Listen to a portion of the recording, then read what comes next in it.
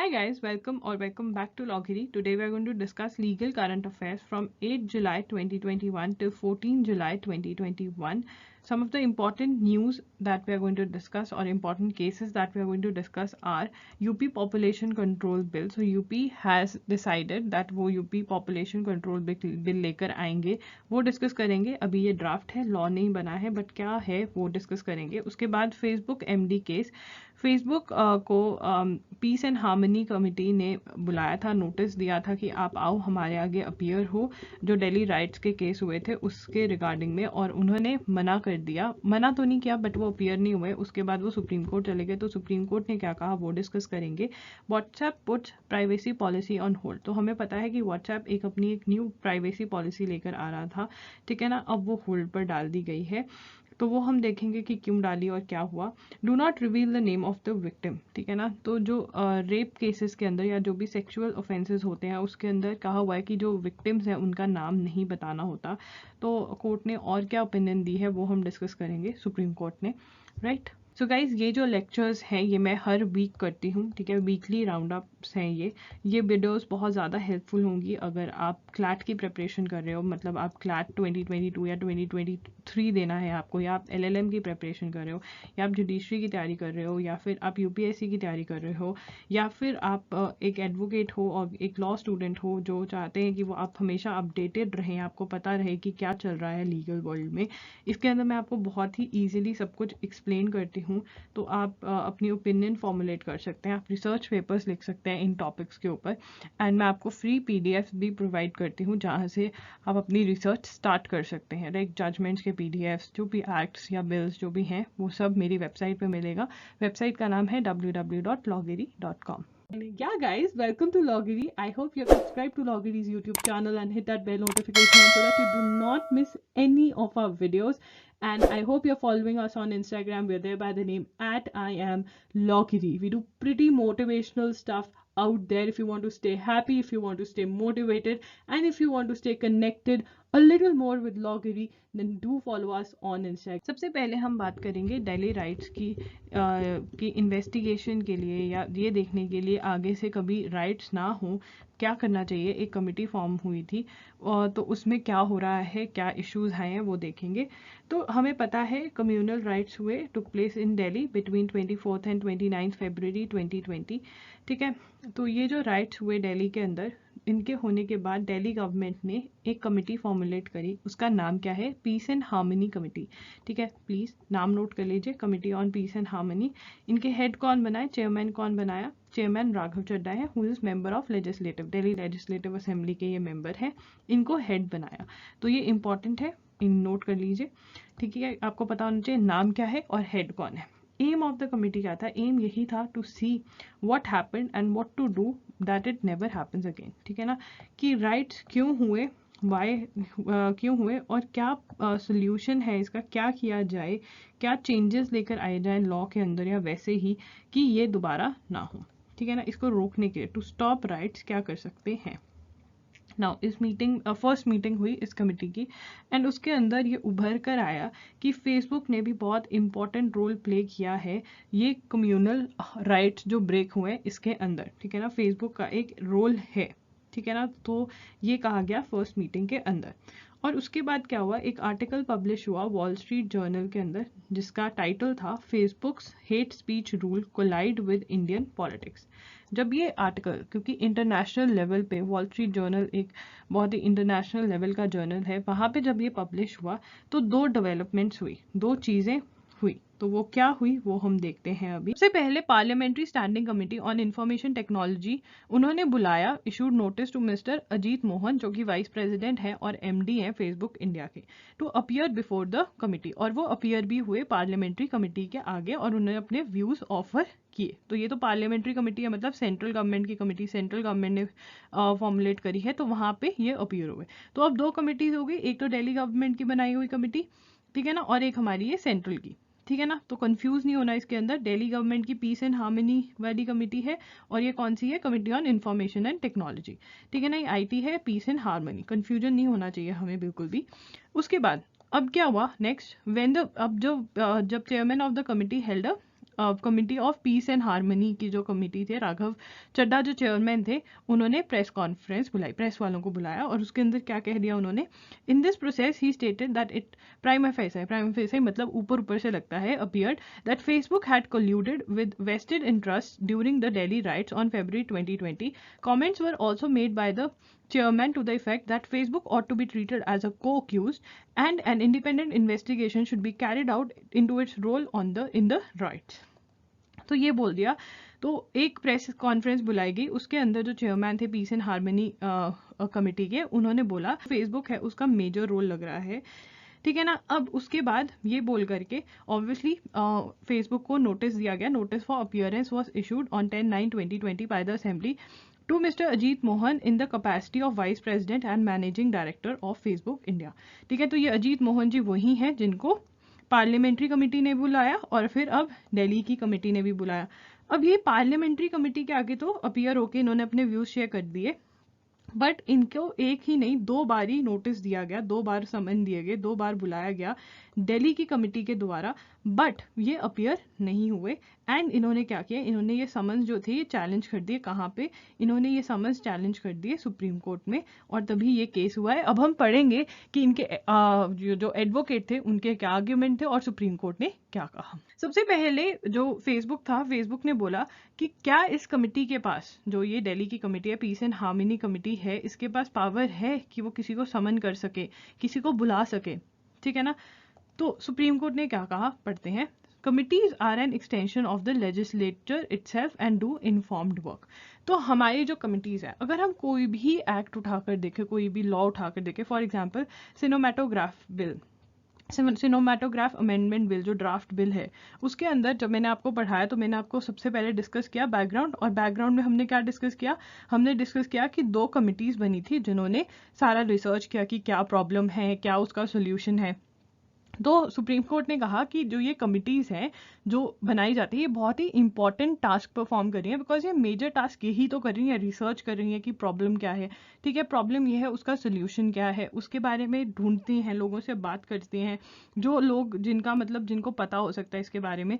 तो ये कमिटीज जो है वो एक मेजर काम कर रही हैं, और ये क्या है, एक्सटेंशन ऑफ लेजिस्लेचर। तो लेजिस्लेचर के पास जो पावर्स हैं, जो लेजिस्लेचर कर सकती है, वही ये भी कर सकती हैं कहीं ना कहीं, right?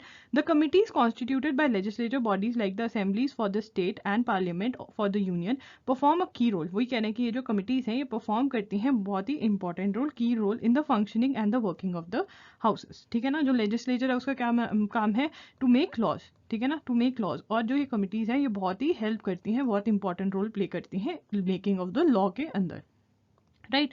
In fact, it is often said that the real work is done in these committees away from the din of the parliament. जो actual work है, देखो जो actual work है लॉ मेकिंग का, वो ये कमिटीज ही कर रही हैं, ऐसा कहा किसने, सुप्रीम कोर्ट ने।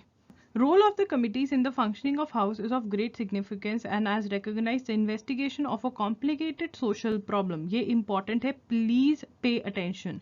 Investigation of a complicated social problem prior to legislation often rests frequently on such legislative committees. वो कहते हैं कि अगर कोई लॉ बनाना है, सुप्रीम कोर्ट कहती है अगर कोई लॉ बनाना है, कोई लेजिस्लेशन लेकर आना है कि ये जो चीज़ है, ये जो राइट्स हैं कभी आगे में ना हो, तो उसके लिए इन्वेस्टिगेशन करनी पड़ेगी, और ये इन्वेस्टिगेशन कौन करेगा, कॉम्प्लिकेटेड सोशल प्रॉब्लम्स की वो ये कमिटीज ही करती हैं। तो they play a very important role, ठीक है ना। This task involves the examination of witnesses and is helpful in dealing with matters of special and technical nature into affairs of working of different aspects and in insights into affairs of the working of different aspects and the views expressed by different stakeholders. तो वो कहते हैं कि examination of witnesses होगा, जिन्होंने देखा कि क्या हुआ, वो बता सकते हैं कि ये प्रॉब्लम हुई थी, ऐसा सा कुछ किया जाए तो शायद प्रॉब्लम सॉल्व हो जाए, ठीक है ना, या फिर जो भी है। तो विटनेसेस एग्जामिन करना, अगर ये कमिटीज जो है ये विटनेसेस या लोगों से बात नहीं करेंगे, उनको एग्जामिन नहीं करेंगी, तो ये कैसे कॉम्प्लिकेटेड सोशल प्रॉब्लम का सोल्यूशन से सजेस्ट कर पाएंगी। तो ये इनका टास्क है, ये इनका काम है। फेसबुक कहता है कि फेसबुक पिटिशनर है इस केस में, कि petitioner has a right to stay silent, ठीक है, एंड वही की सब्जेक्ट कि इनके विद इन इनके जुरिस्डिक्शन में स्टेट गवर्नमेंट ऑफ दिल्ली के विद इन उसके पावर में तो है नहीं कि वो इसके ऊपर लॉ बना सके IT एक्ट के ऊपर, ये सेंटर का एक्ट है और हम वहां पे अपीयर हो चुके हैं, ये इनका आर्ग्यूमेंट था। तो सुप्रीम कोर्ट ने कहा यार राइट टू स्टे साइलेंट तो बहुत दूर की बात है ना, अभी तो ये बहुत ही प्री मेच्योर है, अभी तो तुम्हें सिर्फ अपीयरेंस के लिए बुलाया है जो तुम नहीं अपीयर हो रहे हो, ठीक है ना। तो सुप्रीम कोर्ट कहता है the fact that the complete plea of the petitioners is premature as nothing has really happened other than them having been asked to appear before the committee. अभी तो उन्होंने बस ये बोला कि तुम हमारे आगे अपीयर हो जाओ, अभी तो बहुत ही प्री मेच्योर लेवल पे आप यहाँ पर आ गए हो, ठीक है ना। तो राइट टू स्टे साइलेंट तो बात की बात है ना, अभी तो कुछ हुआ ही नहीं है। It is undisputed that the assembly is different from the other state assemblies. तो आपको पता होना चाहिए कि जो दिल्ली की स्टेट असेंबली है वो कुछ सब्जेक्ट्स जिस पे नॉर्मली स्टेट असेंबलीज लॉ बना सकती हैं, दिल्ली की जो स्टेट असेंबली है वो कुछ सब्जेक्ट पे लॉ नहीं बना सकती बिकॉज दिल्ली एक कैपिटल सिटी है। तो ये लॉ है कि वो कुछ सब्जेक्ट्स पे नहीं लॉ बना सकती, ठीक है, जैसे कि पब्लिक ऑर्डर, ठीक है, पुलिस और लैंड से रिलेटेड जो लॉज हैं वो नहीं बना सकती। नॉर्मली स्टेट असेंबलीज बना सकती हैं बट दिल्ली नहीं बना सकती, राइट। तो सुप्रीम कोर्ट यही कह रहा है कि माना कि अनडिस्प्यूटेड है that assembly is different from other state assembly, Delhi की जो है, ठीक है, assembly to the extent that certain subjects matters of list two मतलब स्टेट लिस्ट, तो आता वो स्टेट लिस्ट में है बट दिल्ली एक एक्सेप्शन है जिसके अंदर ये 3 जो सब्जेक्ट्स हैं वो कवर्ड नहीं है, उसके ऊपर दिल्ली की जो स्टेट असेंबली है वो लॉ नहीं बना सकती। List 2 have been specifically excluded and conferred on the central government. तो सेंट्रल गवर्नमेंट दिल्ली के जो लॉज हैं सेंट्रल गवर्नमेंट बनाती है इन सब्जेक्ट्स पे, ठीक है ना, public order, police, land. Okay, it is in the aforesaid context that it was emphasized that apart from the aforesaid 3 entries, what is also to be appreciated is that the business of Facebook is directly covered under a parliamentary enactment, that is IT Act. In this respect, petitioners have willingly cooperated with proceedings before the parliamentary committee in the past, ठीक है ना। तो उनका यही law था कि देखो ये 3 तो उनके अंडर आते नहीं, ना तो पब्लिक ऑर्डर, ना पुलिस, ना लैंड, ठीक है ना, ये सेंट्रल गवर्नमेंट के सब्जेक्ट्स हैं। जब दिल्ली की बात आती है, IT एक्ट भी दिल्ली के अंडर नहीं आता, वो स्टेट सब्जेक्ट नहीं है, वो सेंट्रल गवर्नमेंट का सब्जेक्ट है, तो हम वहाँ पे अपीयर हो चुके। तो ये कहा गया फेसबुक के थ्रू। आई होप आपको फेसबुक के आर्ग्यूमेंट समझ में आ रहे हैं। अब हम बात करेंगे कि क्या बोला सुप्रीम कोर्ट ने। सुप्रीम कोर्ट ने कहा the divergent contentions lead us to conclude that committee can trace its legitimacy to several entries in list 2 and list 3 without encroaching upon the excluded fields of public order or police. तो पहले हम ये समझ लेते हैं कि हमें पता होना चाहिए कि 3 लिस्ट्स हैं, ठीक है ना। अब देखो यार, स्टेट गवर्नमेंट भी है, सेंट्रल गवर्नमेंट भी है, ठीक है ना। अगर अभी मतलब आप सोचो कि डिवीजन हुआ है कि इस चीज़ के ऊपर, इन सब्जेक्ट्स के ऊपर सेंट्रल गवर्नमेंट लॉ बनाएगी और इन सब्जेक्ट के ऊपर स्टेट गवर्नमेंट लॉ बनाएगी, फिर भी कहीं ना कहीं फाइट चलती रहती है स्टेट और सेंट्रल गवर्नमेंट में, ठीक है। तो ये लिस्ट कौन कौन सी हैं ये हम देख लेते हैं। एक तो है यूनियन लिस्ट, ठीक है, यूनियन लिस्ट को हम लिस्ट 1 भी कहते हैं, ठीक है। उसके बाद हमारी आती है second list is state list, ठीक है, जिसे हम लिस्ट 2 भी कहते हैं, ठीक है। उसके बाद हमारी आती है कॉन्करेंट लिस्ट जिसे लिस्ट 3 भी कहते हैं, ठीक है। जो यूनियन लिस्ट है उसके ऊपर सेंट्रल गवर्नमेंट लॉ बनाती है, ठीक है। जो स्टेट लिस्ट है उसके ऊपर स्टेट बनाती है, ठीक है। जो कॉन्करेंट लिस्ट है उसके ऊपर दोनों central and state government law बना सकते हैं, मतलब जो सब्जेक्ट्स कॉन्करेंट लिस्ट में इंक्लूड करे गए हैं, बट अगर सेंट्रल गवर्नमेंट ने लॉ बनाया हुआ है तो वो प्रिवेल करेगा, ठीक है। ऐसा सा सिस्टम है। तो सब्जेक्ट्स डिवाइड किए हुए हैं कि जो पुलिस पे लॉ है नॉर्मली वो स्टेट गवर्नमेंट बनाती है, बट दिल्ली के केस में एक्सेप्शन है बिकॉज दिल्ली जो है कैपिटल सिटी है, तो इसलिए एक्सेप्शन किया हुआ है और वो यूटी भी है, राइट। तो ये है। अब हमारा सुप्रीम कोर्ट क्या कहता है। सुप्रीम कोर्ट कहता है कि यार देखो, माना दिल्ली की जो स्टेट असेंबली है वो पुलिस और पब्लिक ऑर्डर पे लॉ नहीं बना सकती, वो सब्जेक्ट्स उनके अंडर नहीं आते हैं, बट लिस्ट 2 के अंदर, लिस्ट 2 कौन सी है, state list, list 3 concurrent list जिसके ऊपर स्टेट के पास पावर है, उनके अंदर बहुत सारे सब्जेक्ट्स हैं जिनके थ्रू वो अपनी पावर जो है वो वहां से डिराइव कर सकती हैं। तो ये कमिटी के पास पावर तो है, ठीक है ना। तो जो summons, Facebook cannot excuse themselves from appearing pursuant to the new summons issue, ठीक है ना। जो समन्स इशू किए हैं पीस एंड हार्मनी कमिटी ने अपीयरेंस के लिए, वो इनको अपीयर तो होना पड़ेगा, आप रिफ्यूज नहीं कर सकते हो, ठीक है। उसके बाद वो कहते, सुप्रीम कोर्ट कहती है areas which are not otherwise available to the legislature for its legislative exercise may however be legitimately available to a committee for its deliberations, ठीक है। मे बी वो कहते हैं कि हाँ ये हो सकता है कि वो सब्जेक्ट अवेलेबल ना हो लॉ बनाने के लिए, बट अगर आप इंक्वायरी कर रहे हो, इन्वेस्टिगेशन कर रहे हो, कुछ सोच समझ कर रहे हो, पर्पसफुली कर रहे हो, उसके ऊपर डेलिब्रेशंस कर रही है कमिटी, ठीक है ना, तो वो कर सकती है, ऐसा कर सकती है, उनके पावर के अंदर है. This is so in the context of a broad area of governmental functions. Ultimately it is the state government and the state assembly which has to deal with the ground reality even in the dual power structure. वो कहते हैं ultimately अगर दिल्ली के अंदर rights हुए हैं तो उसके लिए कौन रिस्पॉन्सिबल है? स्टेट गवर्नमेंट रिस्पॉन्सिबल है, स्टेट असेंबली रिस्पॉन्सिबल है. इसलिए वो कहते हैं कि जो फेसबुक का आर्ग्यूमेंट है कि इस कमेटी के पास पावर नहीं है इस सब्जेक्ट के ऊपर एजुडिकेट करने की, इस सब्जेक्ट से रिलेटेड बात करने की या इन्वेस्टिगेट करने की, तो ये गलत है, उनके पास पावर है, ठीक है ना. तो ये डिसाइड किया. अब जो फेसबुक के एमडी हैं, वीपी हैं, उनको अपीयर होना पड़ेगा पीस एंड हार्मनी कमिटी के आगे. WhatsApp told the Delhi High Court that till the data protection bill comes into force, it will not compel users to opt for its new privacy policy as it has put on hold and will be implemented if Parliament allows it. हमने WhatsApp की जो privacy policy है वो बहुत ज़्यादा detail के अंदर discuss करी हुई है, वीडियो मैं आपको डिस्क्रिप्शन बॉक्स में दे दूंगी. उसके अंदर WhatsApp ने कहा था कि जो उसके बिजनेस अकाउंट्स होंगे उसकी कुछ डिटेल्स जो होंगी फेसबुक के साथ शेयर करेगा, मतलब डाटा शेयर करेगा, और इंडियन गवर्नमेंट ने कहा था कि वो ऐसा नहीं कर सकता, वो पर्सनल डिटेल्स जो है वो नहीं शेयर कर सकते, राइट. और उसके बाद कोर्ट में गए थे एंड एवरीथिंग. तो अब व्हाट्सएप ने बोल दिया कि जब तक डाटा प्रोटेक्शन बिल नहीं आ जाता, हमने डाटा प्रोटेक्शन बिल भी बहुत अच्छे से डिस्कस किया हुआ है उसी वीडियो में, तो देख लेना, आपको पता चल जाएगा. जब तक डाटा प्रोटेक्शन बिल नहीं आता, जब तक डाटा प्रोटेक्शन बिल लॉ नहीं बन जाता, तब तक हम ये नहीं लेकर आएंगे. और क्या कहा देख लेते हैं. It would not limit the functioning of the app for users who are not opting for the new privacy policy in the meantime. तो पहले क्या कहा जा रहा था कि जो यूजर्स एक्सेप्ट करेंगे जो न्यू प्राइवेसी पॉलिसी है उनको व्हाट्सएप यूज करना दिया जाएगा, और बाकी सबके लिए धीरे धीरे धीरे वो जो फैसिलिटीज हैं वो खत्म कर दी जाएंगी. जैसे पहले वो कहते कॉल नहीं हो पाएगी, ऐसा सब कुछ, वो कहते अब ऐसा नहीं होगा.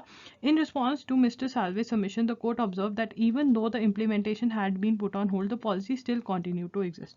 तो कोर्ट ने बोला कि ठीक है इम्प्लीमेंटेशन होल्ड पर रख दी गई है बट पॉलिसी तो स्टिल एग्जिस्ट करती है. कोर्ट ने क्या कहा, ये कहा you are not implementing it but the policy is with you and any day it can come, the court said. ठीक है, तो उनके लॉयर ने क्या कहा, mister Salve reiterated that the approach would be maintained till the data protection bill becomes the law. Commitment is that I will do nothing till the parliament's law comes in. If parliament allows it, I will have it. If it doesn't, bad luck. I have taken it off till the parliament makes a law. Either we fit in or we don't, Mr. Salve said. तो अब क्या कहा, court ने कहा कि आप कह रहे हो कि हम उसको इम्प्लीमेंट नहीं करेंगे बट हम उसको रखेंगे, तो फिर आप कभी भी लेकर आ सकते हो. सिचुएशन तो वहीं आ गई. तो उन्होंने कहा कि हम लॉ की वेट करेंगे. पर्सनल डाटा प्रोटेक्शन बिल जो है, डाटा प्रोटेक्शन बिल जो है, जब तक वो लॉ नहीं बनता तब तक हम वेट करेंगे, देखेंगे कि हम उसके अंदर पॉलिसी लेकर आ सकते हैं या नहीं लेकर आ सकते. अगर लॉ हमें परमिट नहीं करेगा तो हम नहीं लेकर आएंगे privacy policy. Personal data protection bill seeks to regulate the use of an individual's data by the government and private companies. ठीक है ना, तो कितना डाटा, मतलब जो हमारा पर्सनल इंफॉर्मेशन होती है, वो जो कंपनीज है वो कहाँ तक वो यूज कर सकती है, उसको रेगुलेट करेगा. The joint committee of parliament examining the bill has been given extension till the monsoon session of parliament to submit its report. तो मे बी इस मॉनसून सेशन के अंदर रिपोर्ट सबमिट हो जाएगी और क्या पता ये जो बिल है ये लॉ बन जाए. Right. Supreme Court has asked trial judges to take care to not reveal the identity of victims in sexual offences case. तो सुप्रीम कोर्ट एक केस सुन रही थी, वहां पे उन्होंने नोट किया कि जो सेशन जज है उन्होंने मेंशन किया हुआ है विक्टिम का नाम. राइट. तो सेक्शन 228 ऑफ आईपीसी कहता है prohibits the publication of the identity of rape victims. जिनका रेप हुआ है उनका नाम नहीं पब्लिश कर सकते, ये प्रोहिबिट करते हैं. कौन सा section? Section 228 of IPC. Please make a note of the same, this is very important, ये बार बार न्यूज में आता है. ठीक है. और any other details which may reveal the identity. The bar however does not ostensibly extend to court judgments. ठीक है ना. सुप्रीम कोर्ट ने बोला कि नो डाउट ये बार किया हुआ है कि न्यूज़पेपर में अगर कोई न्यूज़ छप रही है तो उसके अंदर आप नाम ना लिखो, बट हाँ जजमेंट्स में लिखने से ये मना नहीं किया हुआ. बट उन्होंने मेंशन करी state of Karnataka versus Puttaraja case. ठीक है, ये इंपॉर्टेंट है, अगेन इसको नोट कर लीजिए. उन्होंने कहा कि सुप्रीम कोर्ट ने हेल्ड किया हुआ है state of Karnataka versus Puttaraja case में it would be appropriate if courts do not name the victim in its record. ठीक है ना। तो उन्होंने किया हुआ है कि अच्छा होगा अगर कोर्ट्स नाम ले विक्टिम का अपने रिकॉर्ड्स में भी, अपनी जजमेंट्स में भी। तो ये नोट कर लीजिए, सेक्शन भी नोट करना है हमने और नेम ऑफ द जजमेंट भी। True it is the restriction does not relate to printing और publication of judgment by high court और supreme court, but keeping in view the social object of preventing social victimization of the victim of a sexual offense for which section 228 has been enacted, it would be appropriate that in the judgments, be it of this court, high court or lower court, the name of the victim should not be indicated. We have chosen to describe her as victim in the judgment, the apex court said in Puttaraja. ठीक है ना। तो suggest किया था इस judgement में कि अच्छा होगा कि अगर आप विक्टिम का नाम मत लो। बिकॉज वो क्यों नहीं लिया जाता? Because of social victimisation. हमें पता है इंडिया में आज भी कि विक्टिम को इतनी बुरी नज़रों से देखा जाता है, जिसका रेप हुआ है सोशली उसको विक्टिमाइज किया जाता है। तो इसलिए ये स्टेप लिया गया है। आपको याद रखना है सेक्शन, आपको याद रखना है name of the judgment. Updates in Cairn energy versus Republic of India case हमने अपनी 15 मई 2021 से लेकर 22 मई 2021 की वीडियो में बहुत ही अच्छे से मैंने आपको एक्सप्लेन किया था, हमने समझा था इस केस के बारे में।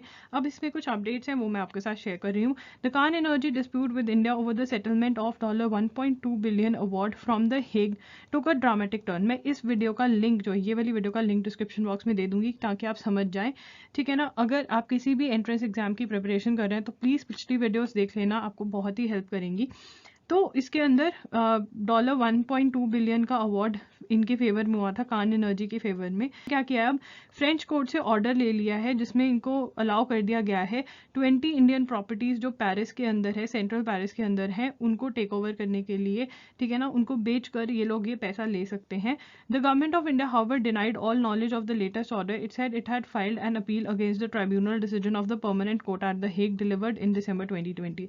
गवर्नमेंट ऑफ इंडिया कहती है हमें इस ऑर्डर के बारे में कोई भी नॉलेज नहीं है, हमें जो अवार्ड था हमने वो चैलेंज कर दिया है। परमानेंट जो मेन अवार्ड था जिसके अंदर कहा गया था $1.2 बिलियन देना है इंडिया को, कान एनर्जी को, वो हमने चैलेंज कर दिया, तो हमें नहीं पता। According to sources the award by the tribunal of Paris was the necessary preparatory step to taking ownership of the properties and ensuring all proceeds from the sale of the properties would be accrued to Kahn energy PLC as part of its efforts to enforce the award from the Hague in favour of Kahn. कहा जा रहा था कि उन्होंने air India की भी property जो है उसको टेक ओवर करने की कोशिश करी है। तो अभी कोई भी ऑफिशियल स्टेटमेंट नहीं है, कुछ पता नहीं है, but this was there in the news, so I thought I will share with you. All 5 zonal benches of National Green Tribunal are equally powerful and that their orders would be applicable pan-India. The Madras High Court has disapproved of a 2017 central notification which terms North Zone Bench in Delhi as the principal bench. तो NGT हमें पता है क्या है, मैंने बहुत बार बताया है, जो इन्वायरमेंट से रिलेटेड केसेस हैं, जो चीज़ इन्वायरमेंट को इफेक्ट करे उससे रिलेटेड केसेस हैं, उन वो केसेस से डील करती है, ठीक है ना। फॉर एग्जाम्पल कहीं पे पेड़ काटे जा रहे हैं या फिर कहीं पर पोल्यूशन, रिवर वाटर पोल्यूशन करा जा रहा है या एयर पोल्यूशन करा जा रहा है, कुछ भी ऐसा सा है, तो NGT वो केसेस सुनती है। बिकॉज ये जो केसेस हैं बहुत ही इंपॉर्टेंट है, जल्दी इनके ऊपर डिसीजन आना चाहिए ताकि हमारे इन्वायरमेंट को नुकसान ना हो, राइट। तो क्या कहा गया इसके अंदर, अब इसके अंदर 5 जोन्स के अंदर डिवाइड किया हुआ है, मतलब 5 जोन्स के अंदर डिवाइड करके उनकी जुरिस्डिक्शन 5 NGT के बेंचेस हैं, ठीक है। आज तक कहा जाता था, 2017 के अंदर कहा गया कि जो दिल्ली के अंदर बेंच है वो प्रिंसिपल बेंच है। प्रिंसिपल बेंच मतलब सबसे हायरार्की में सबसे ऊपर दिल्ली का बेंच है, उसके बाद बाकी सारे इसके नीचे आते हैं। तो ऐसा करने से क्या होता था कि जो दिल्ली ने ऑर्डर कर दिया, मान लो दिल्ली का जो NGT है उसने कोई ऑर्डर कर दिया, कोई डिसीजन दे दिया किसी पर्टिकुलर पॉइंट से रिलेटेड, तो जितने भी बाकी 4 NGT के बेंचेस थे वो बाउंड थे उस डिसीजन से। जैसे कि हमारा सुप्रीम कोर्ट है, वो सबसे टॉप का कोर्ट है इंडिया के अंदर, जो सुप्रीम कोर्ट ने डिसीजन दे दिया वो सबको मानना पड़ेगा, सभी कोर्ट्स को, दिल्ली हाई कोर्ट को भी, बॉम्बे हाई कोर्ट को भी, सभी हाई कोर्ट्स को मानना पड़ेगा, क्योंकि जो हमारा सुप्रीम कोर्ट है वो सबसे टॉप का कोर्ट है ऑल ओवर इंडिया, ठीक है ना। तो इस वैसे ही जो दिल्ली का NGT है वो भी टॉप पे माना जाता था, बट मद्रास हाई कोर्ट ने कहा कि ऐसा कुछ भी नहीं है, सारे जितने भी 5 बेंचेस हैं NGT के वो सेम हैं, उनमें से कोई भी प्रिंसिपल बेंच नहीं है, ठीक है ना. In the notification dated August 10, 2017, the North Zone bench in Delhi is called the principal bench. It is prima facie contrary to the NGT Act. NGT है वो NGT Act जो नेशनल ग्रीन ट्रिब्यूनल है वो act के अंदर 2010 में act आया था उसके अंदर बनी हुई है. उसके अंदर ये कुछ भी नहीं कहा हुआ है, हायरार्की नहीं दी हुई है कि जो दिल्ली का बेंच होगा, या ये भी नहीं कहा हुआ है कि एक बेंच जो होगा वो प्रिंसिपल होगा और बाकी सारे उसके नीचे आएंगे. तो ऐसा कुछ भी नहीं उस एक्ट में कहा है. ठीक है ना. As a letter does not speak about any principal bench. तो वो कहते हैं एनजीटी एक्ट 2010 कुछ भी ऐसा बात नहीं करता है. तो ऐसा कुछ भी नहीं है. Okay. Wasting of power only with the bench in Delhi is not contemplated anywhere in the statue even though power is actually concentrated इन दिल्ली. वो कहते हैं एक्चुअली ये प्रिंसिपल फॉलो किया जा रहा है बट ऐसा सा कुछ भी एक्ट में नहीं कहा है. तो ऐसा नहीं है. ये कब हुआ, वो एक केस सुन रहे थे जो एक इन्वायरमेंटल एक्टिविस्ट ने फाइल किया था. ठीक है. Chennai against a decision taken by south zone bench of NGT on June 15 to transfer his case to the principal bench in Delhi since the orders to be passed in it would have pan India effect. तो उन्होंने क्या कहा, चेन्नई के bench को कहा कि आप ये केस जो है ये दिल्ली को भेज दो बिकॉज जो ये इसके ऑर्डर्स हैं वो सारे के सारे इंडिया में एप्लीकेबल होंगे. ऐसा कहा उस इन्वायरमेंटल एक्टिविस्ट ने. The decision taken by any bench of NGT will have pan India effect and it cannot be said that only if the issue is decided by Delhi it will have pan India effect, the judges observed. तो उन्होंने कहा कि कहीं पर भी act में ऐसा नहीं कहा गया कि जो दिल्ली का बेंच होगा वो सबसे टॉप का होगा और उसका ही डिसीजन पैन इंडिया में, मतलब सारे के सारा इंडिया फॉलो करेगा. हर एनजीटी का डिसीजन सारे के सारे इंडिया को फॉलो करना पड़ेगा. Country has been divided into 5 zones, north, west, central, south and east. जैसे रेलवेज भी डिवाइड हुई है ऐसी. And one bench of the NGT has been establish for each of them with territorial jurisdiction over specified states only for the convenience of the litigants residing in those zones. तो वो कहते हैं कि different zones के अंदर country को divide किया गया है. और ये क्यों किया गया? Convenience of the litigants. तो उनकी कन्वीनियंस के लिए. अब मान लीजिए सिर्फ दिल्ली के अंदर अगर एनजीटी होगा तो जो साउथ में लोग हैं वो कैसे जाएंगे. ठीक है. मान लीजिए सिर्फ कर्नाटका के अंदर एनजीटी है या फिर तमिलनाडु के अंदर है. ठीक है. या फिर केरला के अंदर एनजीटी है सिर्फ. तो कैसे सारी की सारे कंट्री कैसे केसेस फाइल करेगी. तो इसलिए जोन्स में डिवाइड किया हुआ है किसकी कन्वीनियंस के लिए, कि जिनको लोगों को प्रॉब्लम है वो आराम से केस फाइल कर सकें. ठीक है ना.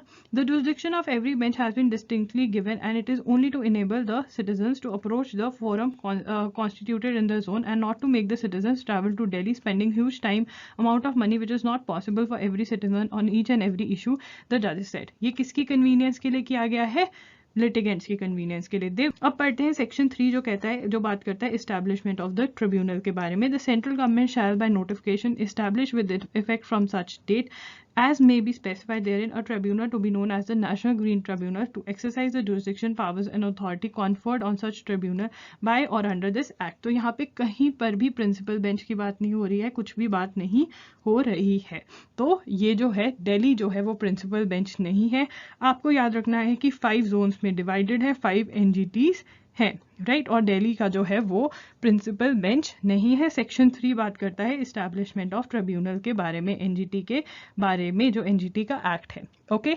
तो जो सुप्रीम कोर्ट है उन्होंने बोला कि देखा जा रहा है कि जो हाई कोर्ट्स हैं, कुछ हाई कोर्ट्स हैं वो ऑफिसर्स को छोटी छोटी बातों पे कोर्ट में बुला लेते हैं, हाई कोर्ट में बुला लेते हैं और उन पे प्रेशर एग्जर्ट करते हैं जो कि ठीक नहीं है. तो पढ़ लेते हैं. A practice has developed in certain high courts to call officers at the drop of a hat to exert direct and indirect और इनडायरेक्ट प्रेशर. तो इस केस में क्या हुआ था मैं आपको बता देती हूँ, आपको याद करने की जरूरत नहीं है बट आप फिर भी समझ लीजिए. तो इस केस के अंदर एक डॉक्टर थे, वो उत्तराखंड जब स्टेट बनी वहाँ से रिलीव होके अपनी पेरेंट स्टेट के अंदर आए, आई थिंक यूपी के अंदर आए थे वो. तो उन्होंने ज्वाइन करना था, इंस्टेड ऑफ जहाँ पे उनकी ट्रांसफ़र हुई वहाँ ज्वाइन करने की बजाय वो किसी और हेड ऑफिस में आके उन्होंने अपना ज्वाइनिंग दे दिया. उसके बाद 2-3 साल उन्होंने कुछ नहीं किया, वो वापस नहीं आए और फिर एकदम से केस फाइल कर दिया कि इन्होंने मेरे को ज्वाइनिंग नहीं करवाई. ठीक है ना. उसके बाद उनको उनकी ज्वाइनिंग करवा दी गई एंड उसके बाद उन्होंने कहा कि अब मुझे जो 3 से 4 साल के वो बैक वेजेस भी दिलाए जाएं. बैक वेजेस मतलब जो पेमेंट बनती थी, सैलरी देनी चाहिए थी बट दी नहीं. तो यूपी हाई कोर्ट ने कहा कि आप 50% इनको दे दीजिए. ठीक है ना, बैक वेजेस. कुछ ऐसा ही था. उसके बाद जो स्टेट ऑफ यूपी थी उन्होंने ये चैलेंज कर दिया कि किस बात के बैक वेजेस, इन्होंने खुद नहीं ज्वाइन किया. तो सुप्रीम कोर्ट ने तब नोटिस किया कि उस केस के अंदर जो I think chief medical officer थे उनको बुलाया गया और उनको बोला गया कि आप दे दीजिए एंड ऑल दैट। तो सुप्रीम कोर्ट ने कहा कि ऐसा जो डायरेक्ट या इनडायरेक्ट प्रेशर एग्जर्ट किया जा रहा है ऑफिसर्स के ऊपर, ये बिल्कुल भी सही नहीं है। The line of separation of powers between judiciary and executive is sought to be crossed by summoning the officers and in a way pressuring them to pass an order as per the whims and fancies of the court। ये मैंने भी देखा है, बहुत ज़्यादा होता है high court के अंदर कि ऑफिसर्स को बुलाया जाता है। देखो कभी कभी तो बहुत होता है कि ऑफिसर्स उनकी बात कुछ चीज़ें होती हैं जो बहुत इंपॉर्टेंट होती है, तब बुलाना तो ठीक है, बट ऑफिसर्स को बुलाना, क्योंकि एक तरह से उनका पूरा पूरा दिन कोर्ट में चला जाता है, टाइम वेस्ट भी होता है, और नंबर 2 कहीं ना कहीं उनके ऊपर प्रेशर बनाया जाता है, क्योंकि जब भी एक ऑफिसर को, वो जितना मर्जी बड़ा ऑफिसर हो, जब भी एक हाई कोर्ट के जज उनको बुलाते हैं तो वो डर जाते हैं, राइट। तो सुप्रीम कोर्ट ने कहा कि ऐसा आप नहीं कर सकते हो। The public officers of the executive are also performing their duties as a third limbs of the governance, ठीक है ना। तो वो भी अपनी ड्यूटी परफॉर्म कर रहे हैं। 3 लिम्स कौन से हैं? Judiciary, executive and legislature. 3 organs कौन से हैं? Judiciary, executive and legislature. तो एग्जीक्यूटिव जो है, जो ऑफिसर्स एग्जीक्यूटिव को बिलोंग करते हैं, वो भी अपना काम कर रहे हैं। द एक्शंस और decisions by the officers are not to benefit them, but as a custodian of public funds and in the interest of administration, some decisions are bound to be taken. It is always open to the High Court to set aside the decision which does not meet the test of judicial review, but summoning of officers frequently is not appreciable at all. The same is liable to be condemned in the strongest words. वो कहते हैं कि अगर वो भी अपनी duty perform करें, आपको अगर जो ऑर्डर उन्होंने पास किया है आप उससे अग्री नहीं करते हो, तो जुडिशियल ओपिनियन से, जुडिशियल रिव्यू के थ्रू आप उसको चेंज कर सकते हो, बट आपको उनको फोर्स नहीं कर सकते कि आप यही ऑर्डर पास करो। That is not correct. करते हैं the Uttar Pradesh population control stabilization and welfare bill 2021 की। बहुत ही ज़्यादा डिस्कस करा जा रहा है, इम्पॉर्टेंट है, नाम नोट कर लीजिए।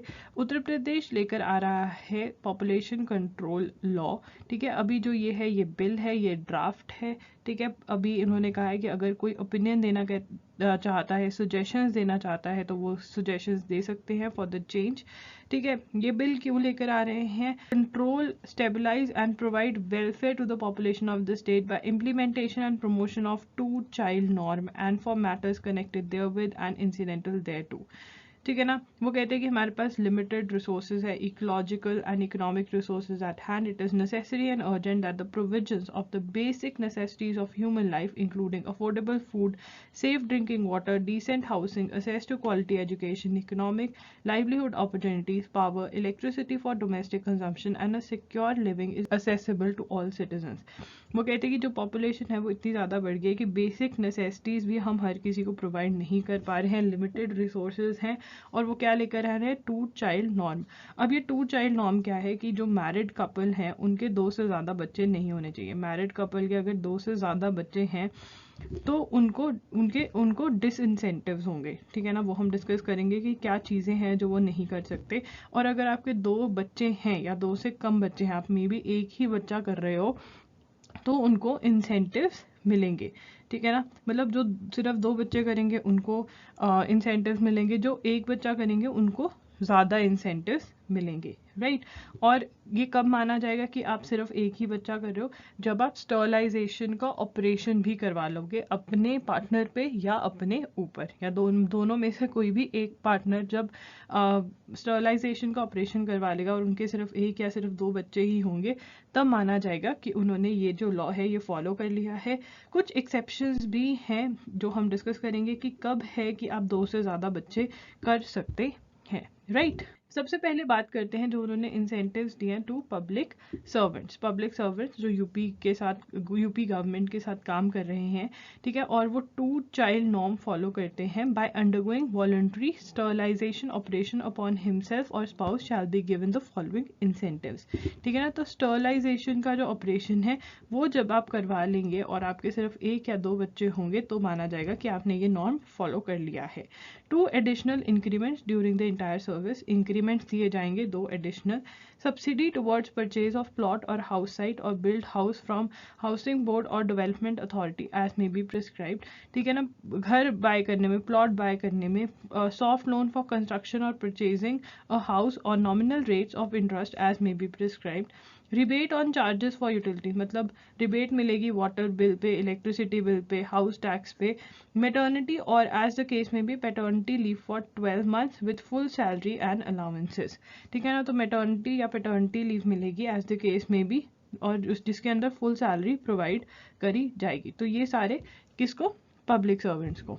एडिशनल इंसेंटिव्स मिलेंगे उन पब्लिक सर्वेंट्स को जो 1 चाइल्ड करेंगे सिर्फ, ठीक है ना। 1 चाइल्ड होते ही, 1 चाइल्ड जिनका है, होते ही तो नहीं, 1 चाइल्ड जिनका है वो स्टरलाइजेशन ऑपरेशन करवा लेंगे, तो ये माना जाएगा कि वो 1 चाइल्ड ही करेंगे अब इसके बाद, ठीक है ना। तो उनको और इंक्रीमेंट्स मिलेंगे, मतलब वो सेक्शन 4 वाले तो उनको इंसेंटिव्स मिलेंगे ही, प्लस ये सेक्शन 5 के भी इंसेंटिव्स मिलेंगे, ठीक है ना। ये पब्लिक सर्वेंट्स के लिए हैं।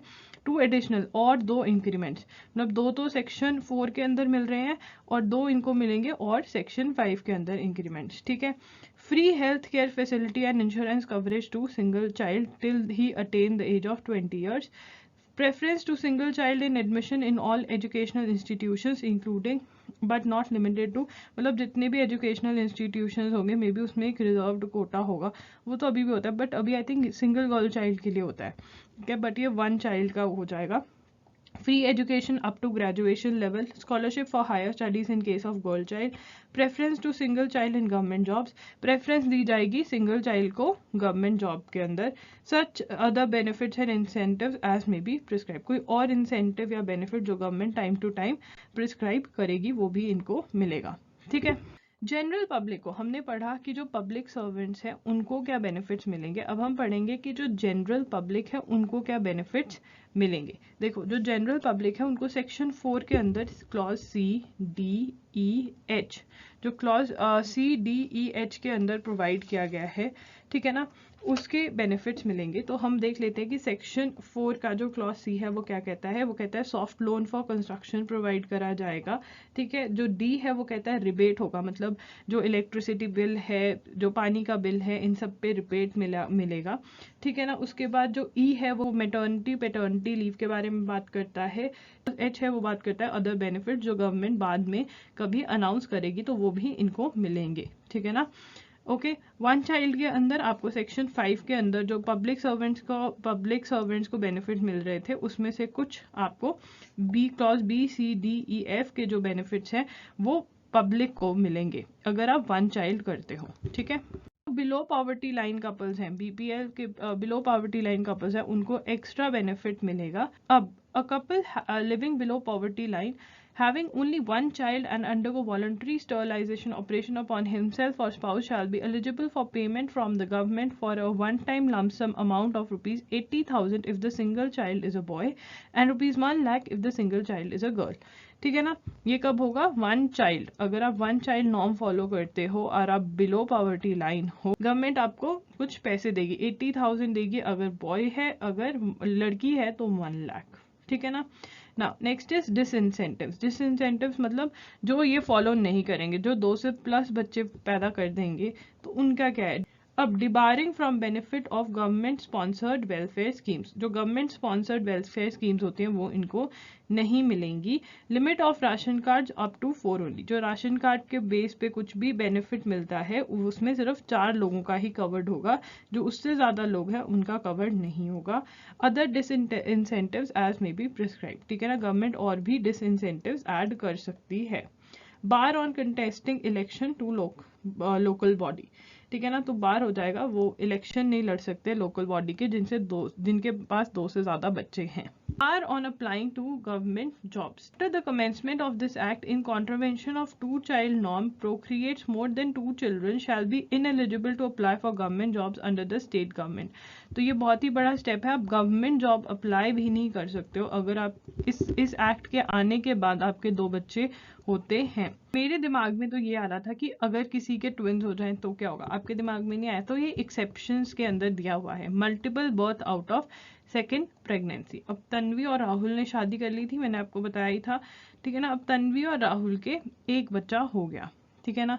अब तन्वी और राहुल कहते हैं कि हमें एक और चाहिए, ठीक है, हम दो हमारे दो, तो वो प्रेग्नेंट होते हैं, ठीक है, उनके एक नहीं 2 बच्चे हो जाते हैं, 1+1 आ जाता है उनके पास, ट्विंस हो जाते हैं उनके, तो क्या होगा, तो क्या ये इस लॉ के अगेंस्ट माना जाएगा? नहीं। उन्होंने कहा है an action of an individual shall not be deemed to be in contravention of the two child norm under this act if he और has the case he or as the case may be, she having a child born out of the first pregnancy subsequently have more than 2 children as a result of multiple birth subsequently out of second pregnancy.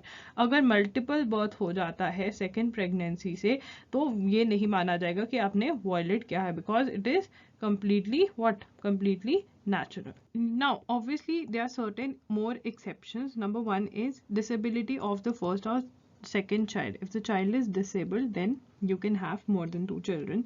Death of the child, right? Obviously if the child has died, then also it won't be held that it is in contravention of 2 child norm if you have a third one, right? जो और सबसे बड़ा question है, मान लो कोई उत्तर प्रदेश में रहता है, वहाँ के रेजिडेंट हैं या रहते हैं, ठीक है, और वो थर्ड चाइल्ड से प्रेग्नेंट है, ठीक है, 2 बच्चे हैं ऑलरेडी और थर्ड होने वाला है, तो क्या होगा? Married couple expecting a child at the time of commencement of this act, notwithstanding anything contained in this act or any other law for the time being in force, an action of an individual shall not be deemed to be in contravention of the two child norm under this act if he already having 2 children conceived from his marriage conceives a third child within 1 year from the commencement of this act. ठीक है ना? जब ये act आ जाएगा उसके commencement से with in, मतलब जब ये लागू हो जाएगा एक्ट, उसके विद इन 1 ईयर के अंदर जो भी थर्ड चाइल्ड पैदा करेगा तो उसको ये एक्ट जो है वो नहीं एप्लीकेबल होगा. अब central government has decided to bring department of public enterprises under finance ministry. DPE was earlier under ministry of heavy industries and public enterprises. ये इंपॉर्टेंट है, पहले ये ministry of heavy industries and public enterprises के अंदर था, अब किसके अंदर आ गया? फाइनेंस मिनिस्ट्री में.